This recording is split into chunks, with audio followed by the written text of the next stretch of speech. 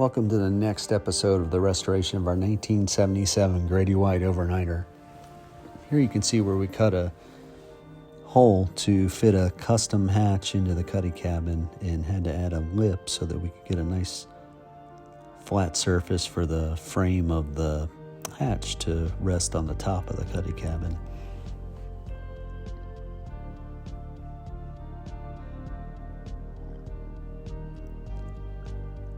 We mocked up the console to fit 2 tachometers and a fuel gauge. Also cut the hole for the Symmetrical multifunction display, as well as the hole for the dual binnacle controls for the motors.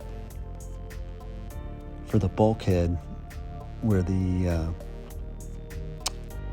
hatch was cut into, we actually pushed the bulkhead forward about 4 inches or so. You can see here on the console where I had to patch the console. And I just used a 3/4 inch piece of plywood and coated it in epoxy. And on the exterior, a thickened epoxy with some fibers in it. There's a before picture before we did our work and after. And you can see the nice hatch that's going to be installed, or the hole for the hatch. Here's that lip all faired out for the hatch, and just a mock-up of the dual binnacle control and the Symmetrical multifunction display, the GPS, and all the fairing that happened just to patch up holes and divots and so forth.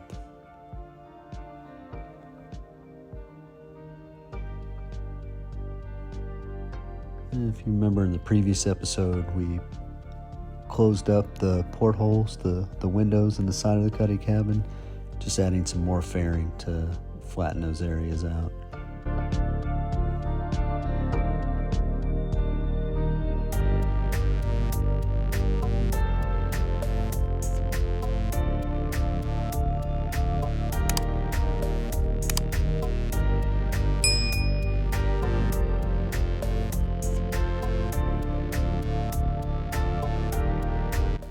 In the back, we went ahead and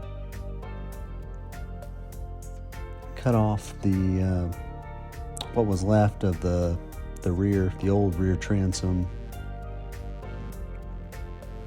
the cap to the gunnel there. So we cut those 2 legs off on each side, and cut a slot for how we're going to configure the back to the bench seat. And you can see how we slid that 3/4 inch piece of plywood into the slot on each side of the gunnels.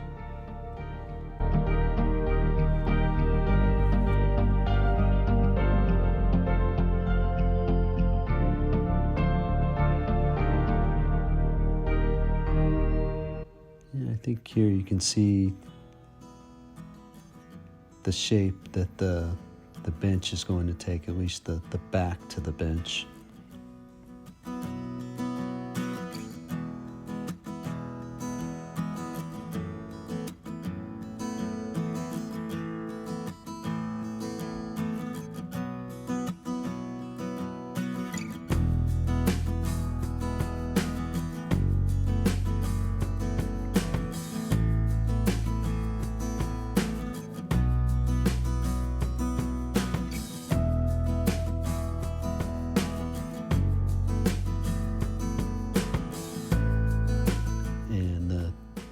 The curve that was cut to match the curve of the transom. It's messy, but we'll get it smoothed out.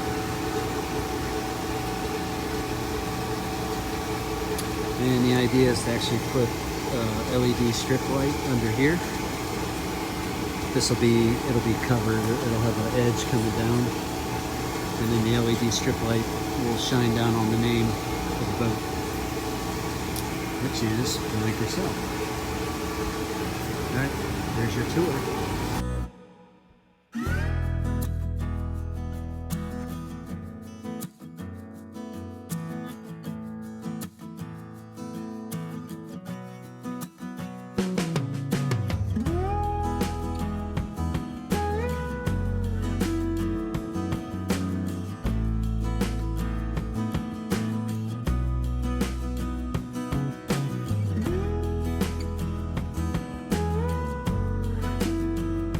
So we went ahead and added a second layer of 3/4 inch plywood for the seat back.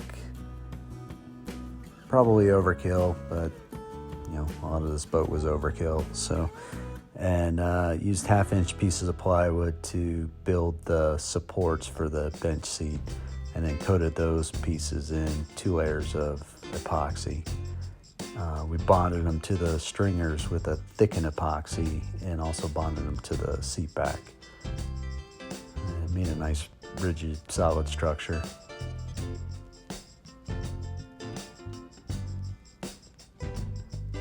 And for the seating surface, it's a 1/2 inch piece of plywood, and we added stiffeners to the bottom just so the seat wouldn't give.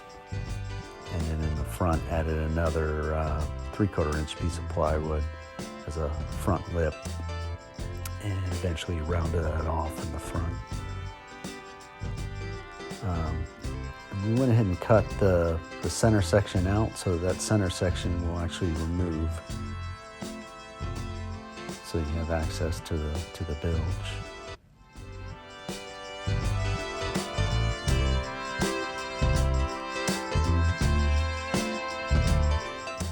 We cut 2 holes to install 2 access hatches to where the oil tanks were going to be mounted for the 2-stroke motors.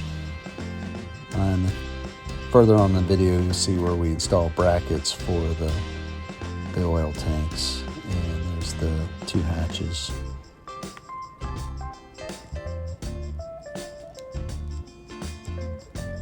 These are 2 blocks for the bilge pumps to be installed later, coated in thickened epoxy primer.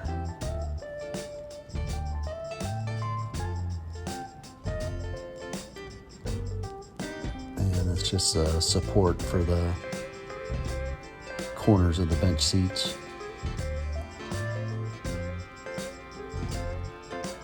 This is the drain for the boat, and the brass tube before it was trimmed up. And sealed in.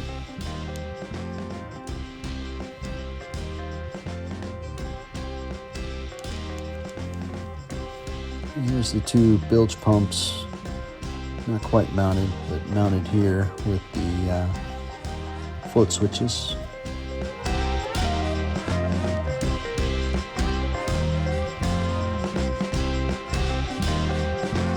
And those brackets that I talked about before with for the oil tanks. And this is the through hull for the sewage outlet after it's treated by the sewage treatment unit.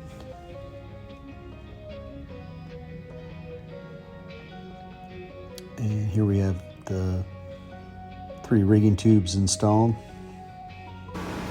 Okay, so I went and just I wired up both pumps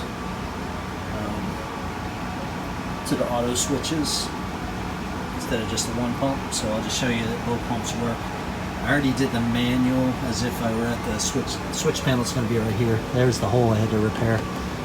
But the switch panels will be right here, and you just flip the switch to turn the bilge pump on. That's manual. Auto, again, is connected directly to the battery. It only turns on when the switches come up. Alright, so we already did number 2. She should work again. There. And now number 1 should go.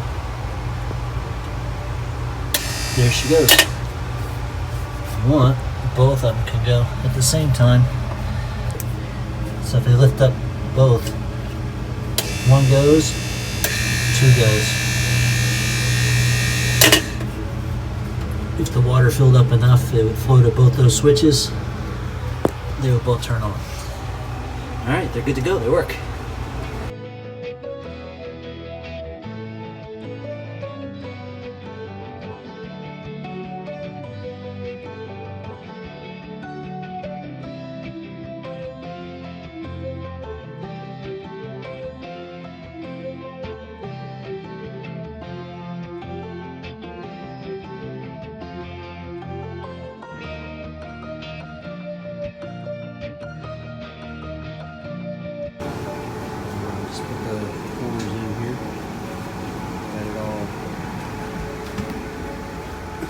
sanded here and rounded off. Rounded off the edge, rounded it off, and then put a nice bead of thickened epoxy right here to seal off the sides, or to finish off the sides. Came out nice, actually. Same thing over here.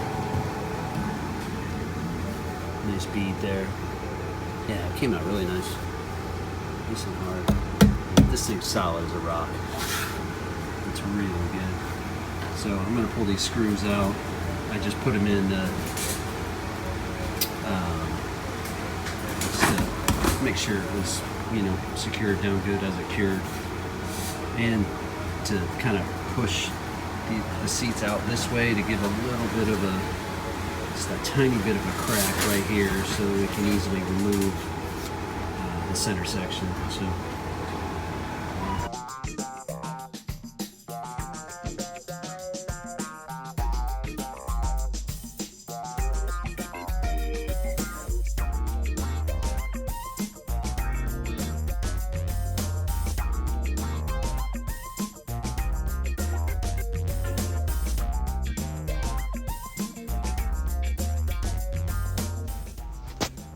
So to form the curved back to the bench seat, we went ahead and cut a bunch of slats and used 2 layers of slats on each side.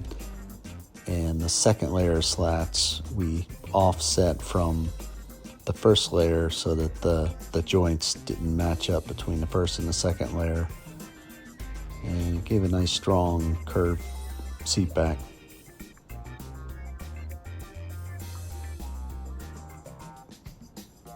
There you can see the 2 layers with the joints offset, and everything was epoxied in with thickened epoxy. And we went ahead and let the top edge overhang the back, and we'll just cut it flush later on, as you'll see.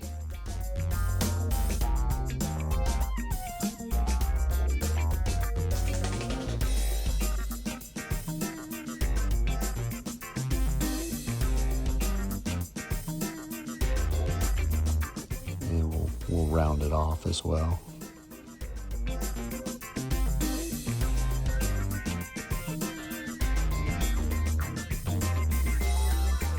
You see what the original boat looked like compared to where we're going with it with our renovation. Big difference. And along the back of the transom, the back is curved with the transom, and we added this 1/4 inch piece of plywood to create a lip along the back. And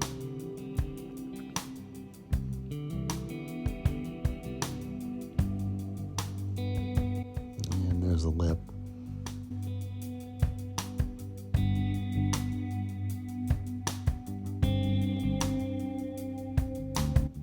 Just ran the router along the back to round off the edge.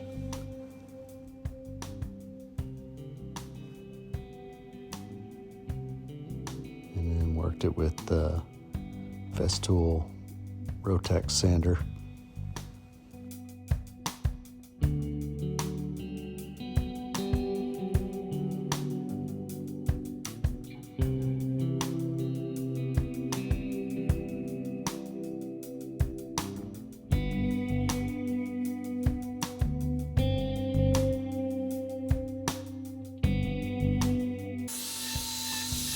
Then we started working the curve of the seat back and just prepping it for fairing compound.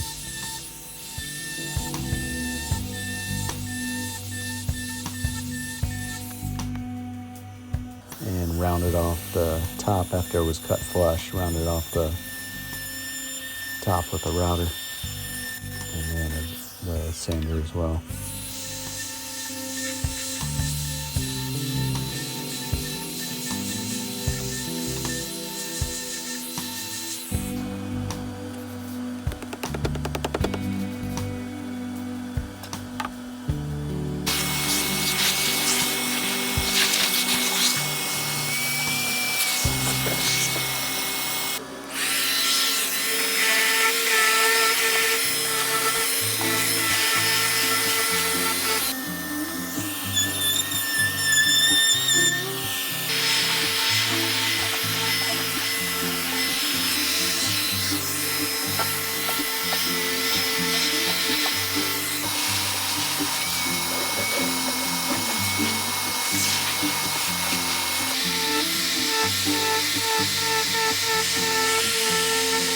So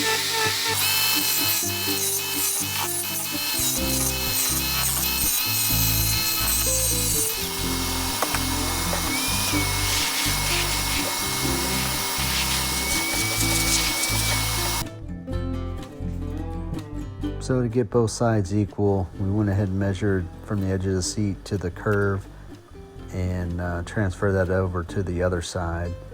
And you can see the mark, and where we mark with the square here will have to be cut so that it's even with the other side. Had to cut almost about an inch off, maybe 3/4 of an inch, and just use the oscillating saw to cut that sliver off.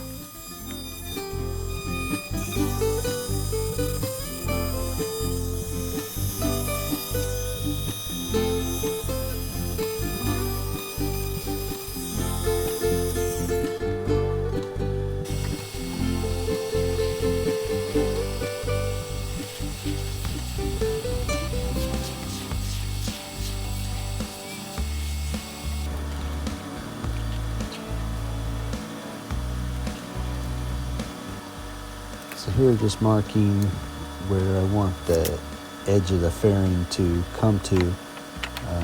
So we're gonna have to transition from the wood slat to the surface of the gunnel and bring it, just basically feather it to 0. So those wood slats sit about, I'd say 3/8 to 1/2 inch off of the gunnel at the farthest point. And this line is just to give a reference point to bring the fairing to.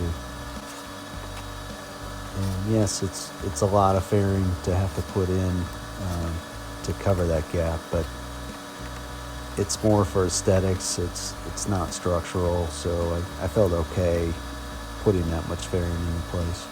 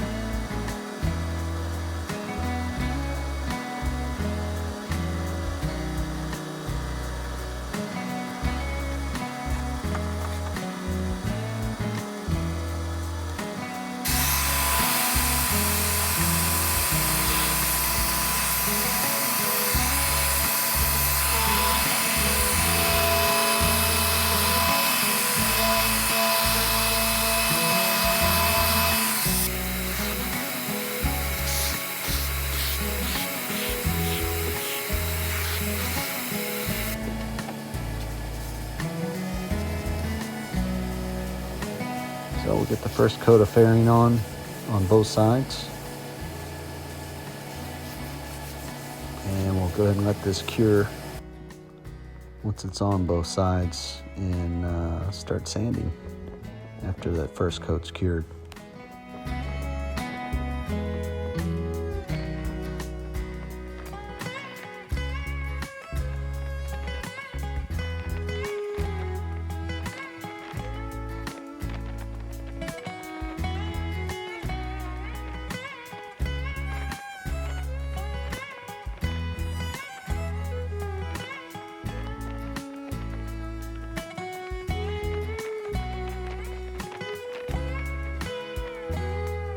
once again, I'll have to apply it thick to feather from that 3/8 to maybe 1/2 inch gap down to 0. So feathering to the surface, that side surface of the gunnel from the curved seat back, the wood slat.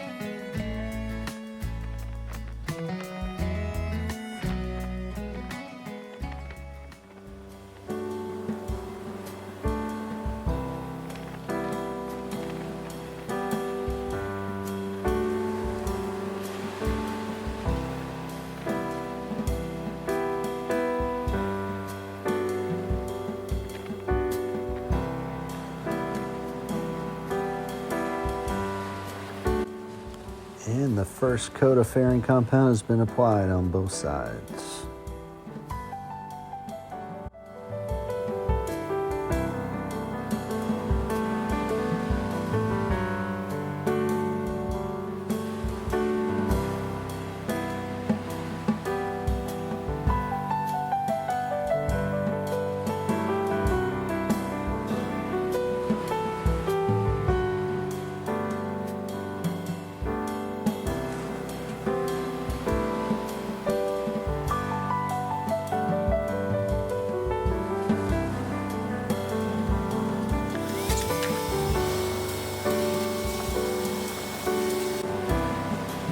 So we went ahead and sanded the first coat, wiped down with acetone, and went through the process again for the second layer of fairing.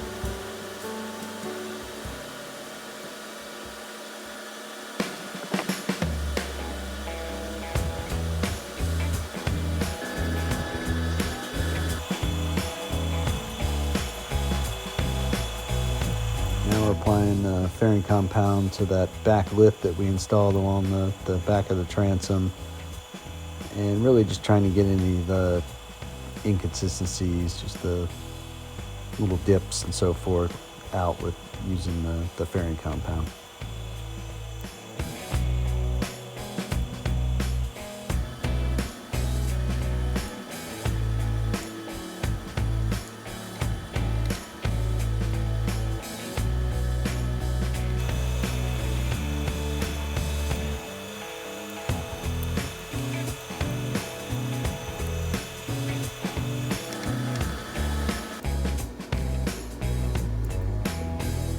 So these are the battery cables that are running back to the motors, and the batteries are going to be stored inside the cuddy cabin, trying to put as much weight as I can up toward the front of the boat. So ran these, I think they're 1 gauge cables back to where the motors are going to go, and wanted to try to seal off the conduit that runs up to the front of the cabin in case any water gets into the bilge in the back, so that water doesn't travel up to the front of the boat. So just bought this flexible coupling, plumbing coupling, probably from Home Depot if I remember correctly, and put the stainless steel clamps on and clamped it tight, and then just took some 5200 and tried to seal it up as much as I could, trying to keep the water out of there.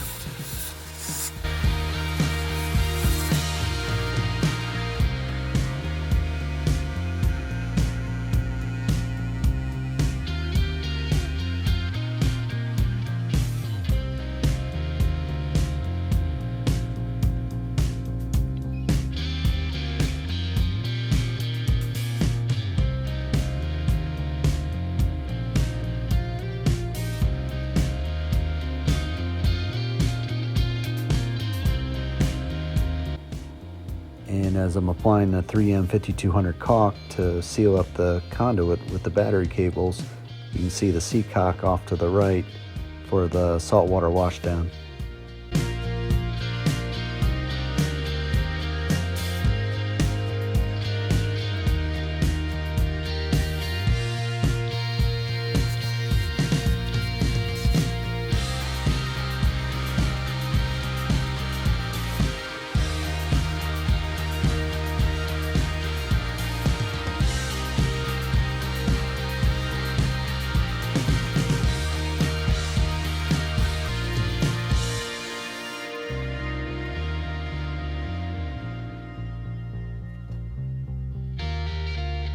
Yeah, we got the saltwater washdown pump installed, and also installing the motor harness cables for the can, as well as the junction boxes for that same network, and then also the NEMA 2000 translation box so that the motors can communicate with the Simrad GPS.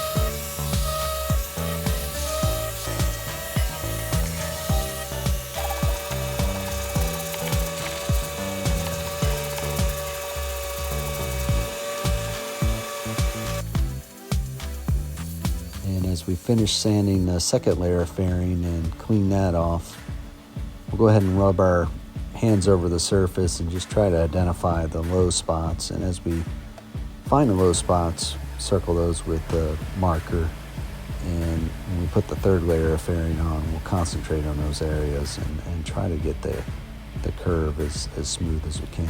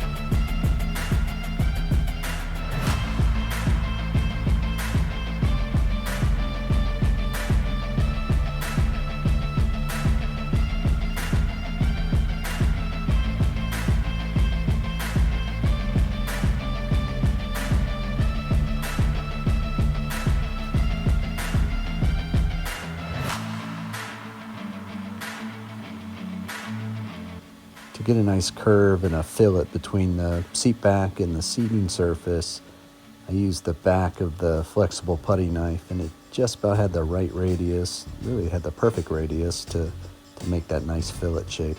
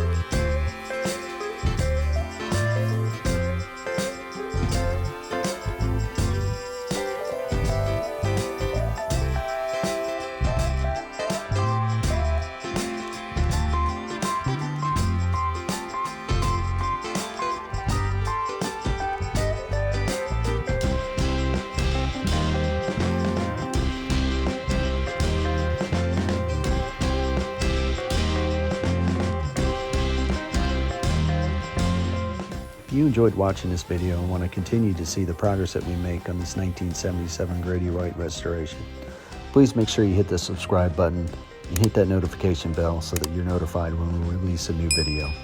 Thanks for watching.